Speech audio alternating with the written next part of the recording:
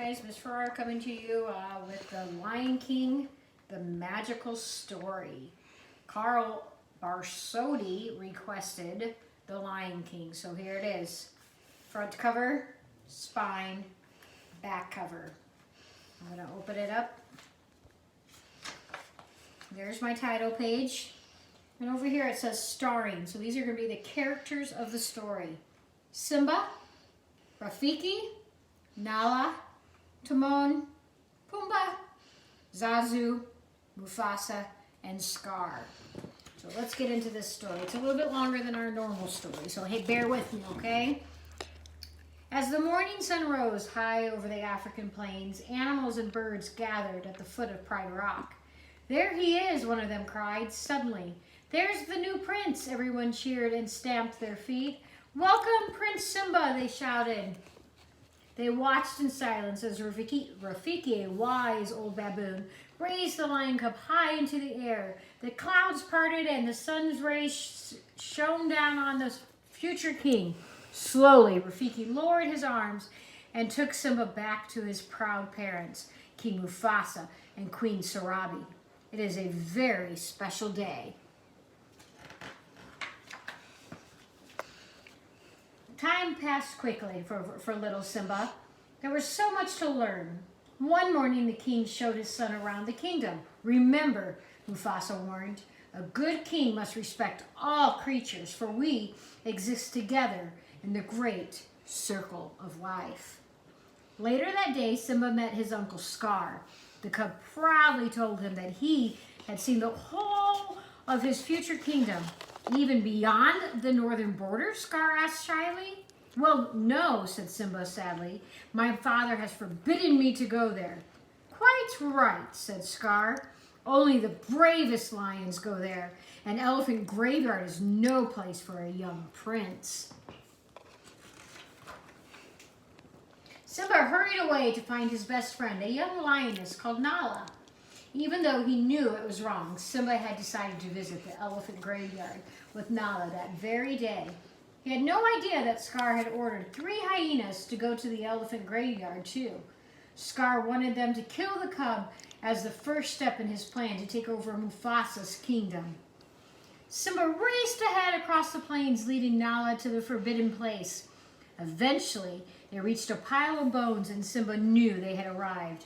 "It's creepy here," said Nala. "Where are we?"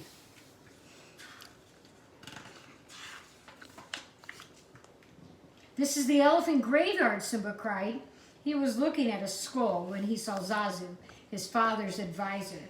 "You must leave here immediately," Zazu commanded. "You are in great danger." But it was already too late. They were trapped.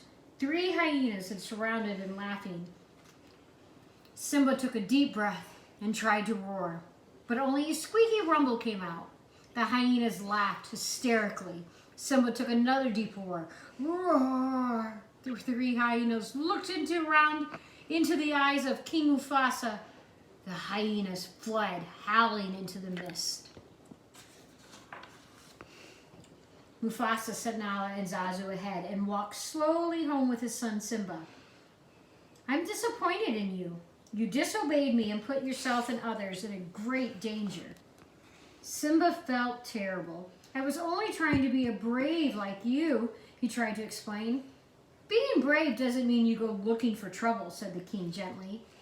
The moon shone brightly above them, and the stars twinkled in the dark sky. Mufasa stopped. "Look at the stars. For there, the great kings of the past look down on us. Just remember that. They'll always be there to guide you, and so will I," Simba nodded. "I'll remember."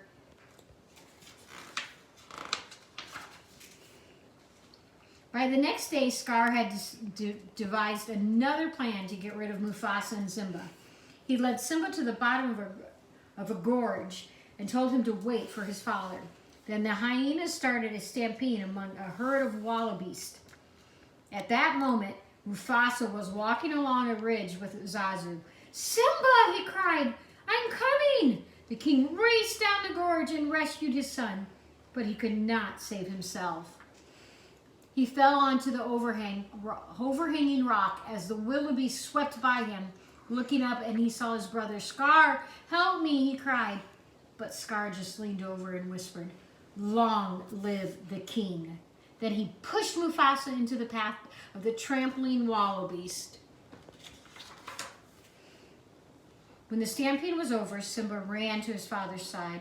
Father, he whimpered, nuzzling Mufasa's mane. But the king did not reply, and Simba started sobbing. Simba, said Scar, what have you done?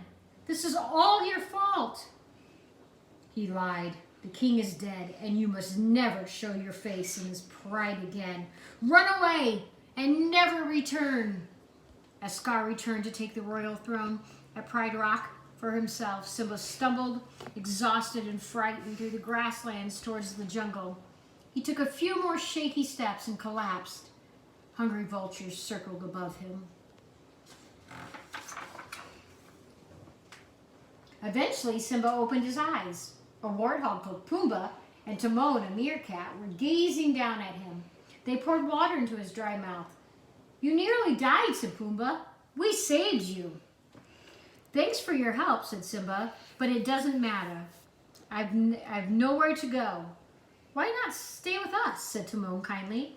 Put your past behind you. Remember, Hakuna Matata. No worries. That's the way we live. Simba thought a moment and decided to stay in the jungle with his new friends. Many years later, deep in a cave, Rafiki stared at a picture of a lion. It is time, he said, smiling, and prepared to leave. The very next day, Simba rescued Pumbaa from a hungry lioness. It was Nala.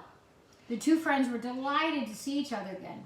Nala told Simba about Scar's range of terror on Pride Rock and begged him to return.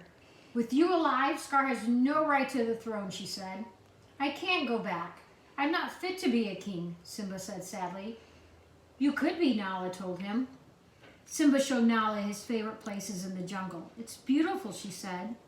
I can see why you like it, but it's not your home. You're hiding from the future. She turned and left her friend alone.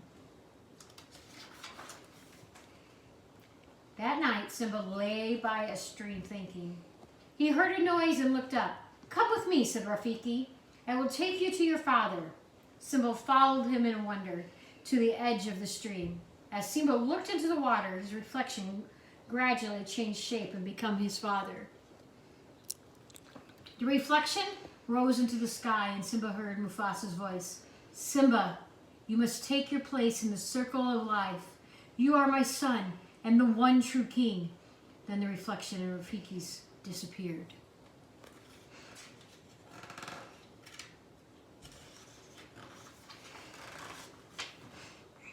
Back at Pride Rock, the rains had been late coming, and the land was dry.